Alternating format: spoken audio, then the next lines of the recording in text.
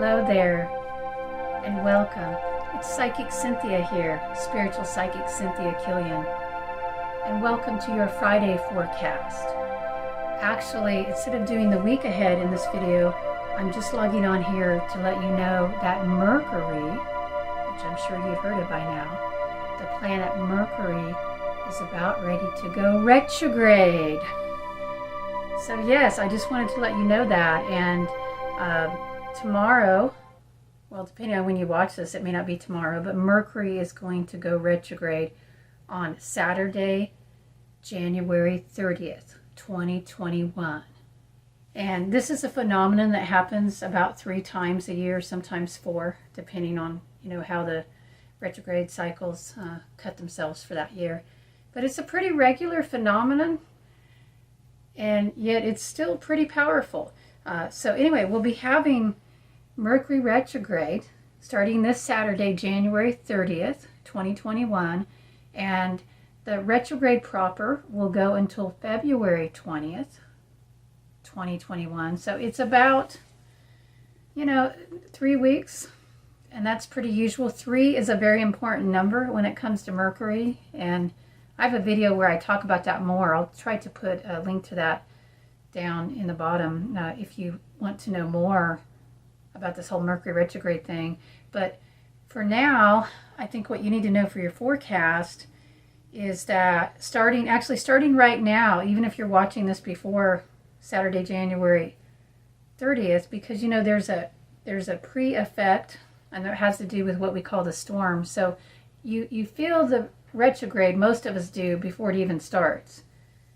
And then we really start feeling it around the time it actually goes retrograde. So this period of, again, January 30th through February 20th, 2021, this is going to be a Mercury retrograde period.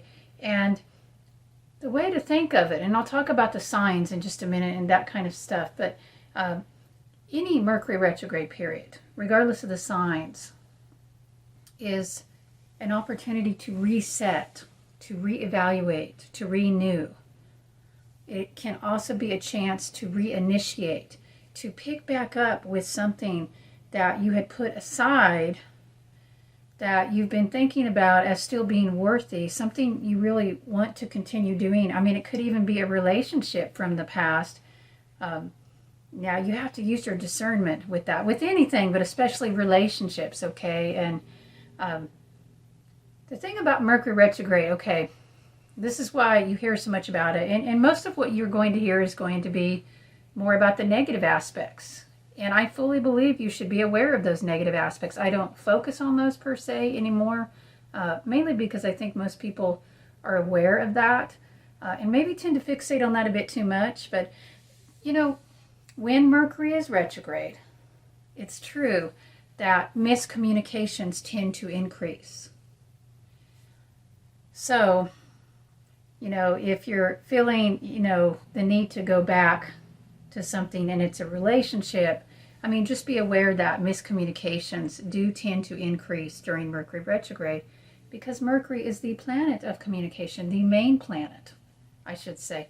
Actually, all of the planets are involved in how we communicate on some level, but Mercury is the logical communication. It is the verbal communication.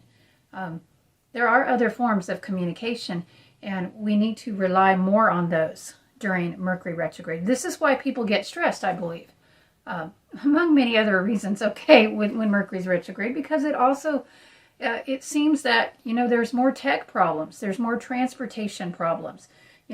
I always say if an appliance is going to break, if it's kind of on the edge, it will break during Mercury retrograde, and that is based on personal experience. I've had to replace many appliances throughout the years during Mercury retrograde. I mean, if a car is on the edge, certainly don't take that car on a road trip during Mercury retrograde without getting it fixed, okay, or replaced, for example, because there is a real electromagnetic process that is happening when these planets go retrograde. And by the way, they don't actually move backwards. And again, I would refer you to my longer video about Mercury retrograde so you can learn more about that. I'll put a link in the bottom in the comments.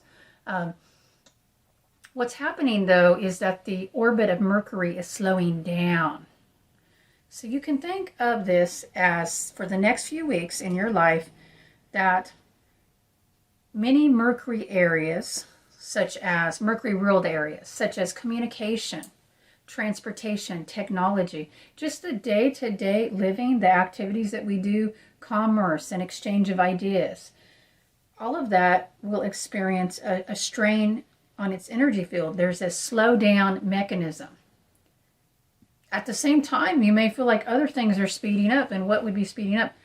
Our emotional sensitivity.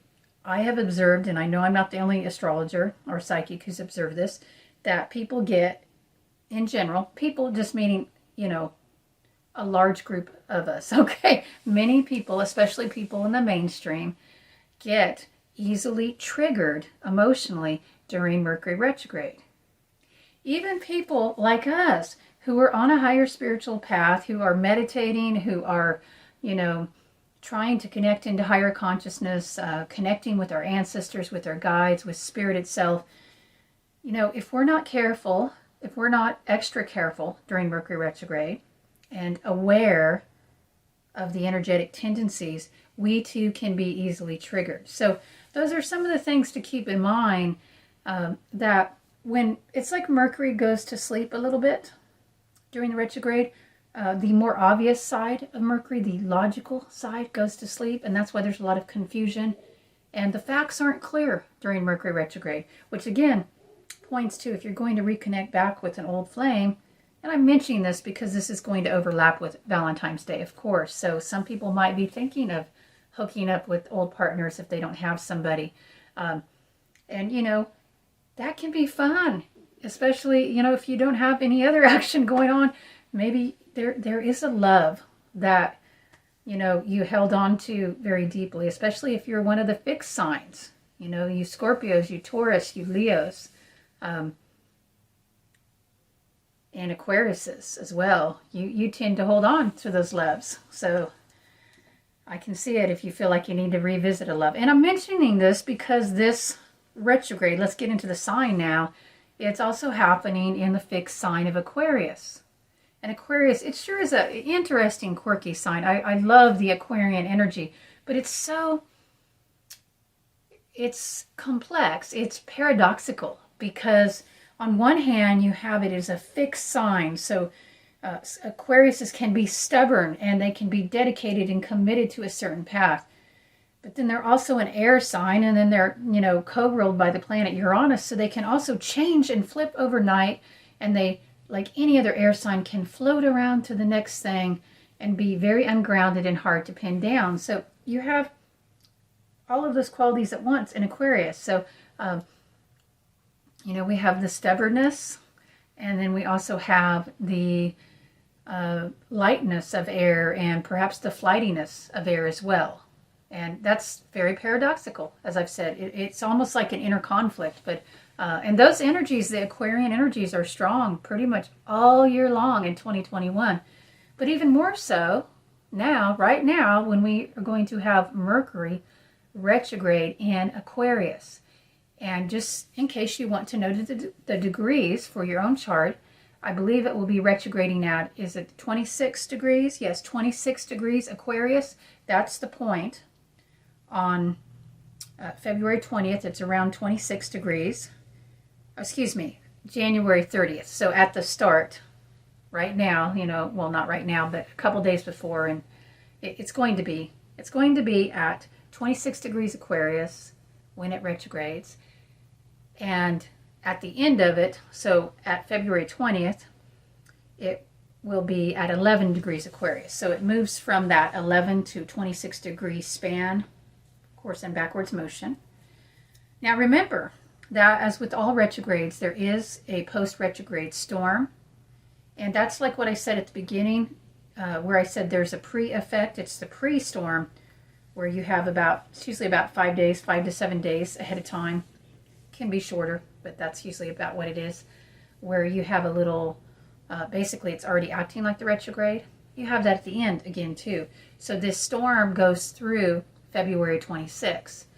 So for your personal plans, just understand that I think the basics of it is that we need to be flexible You know, if there was a theme for this period all the way through February, it really goes further than that, by the way, because then you have what's called the shadow, and that's basically how long, when Mercury goes retrograde, how long is it going to take to return back to the place where it was when it started the retrograde? How long does that take? In other words, in this case, about how long will it take it to get back to 26 degrees Aquarius? And in this particular case, that will be till around April 1st, 2021. So even though it goes direct on February 20th and it leaves the post-retrograde storm on February 26th, there's still a whole month after that where we have to get our feet back under us again, because again, there is a real electromagnetic phenomenon with this. When this planet's orbit slows down, we feel that, and it is disorientating momentarily. And there is a cosmic purpose to that. I mean, I feel like the purpose of it is to slow us down, to get us to look at things differently, to see spiritually, because when your logical eyes are closed, right, like right now, I can't see with my physical eyes, but already I'm feeling my psychic senses open up. I'm feeling my spiritual senses, you know, and other senses physically. So you have to learn to rely on your more primitive senses. You know, they say that if you're in a forest, and if you were like a primal human in a forest, sight would not be your number one sense that you would rely upon. That's what we rely upon in the civilized world when we have access to logic and things like maps and Google and, you know, all these devices and all this data. When you are in the real deal, in the wild, in the forest, your number one sense to rely upon is going to be, or sense will be scent. You know, like an animal, you will smell. And then, of course, your hearing, you will rely upon that as well. So I think about when Mercury goes retrograde, we have to learn to be guided by other senses. And it may not actually be your smell, but it might be, you know, or your hearing, or your gut feeling. There's that too. That's another kind of sensory experience that we can trust more during Mercury retrograde.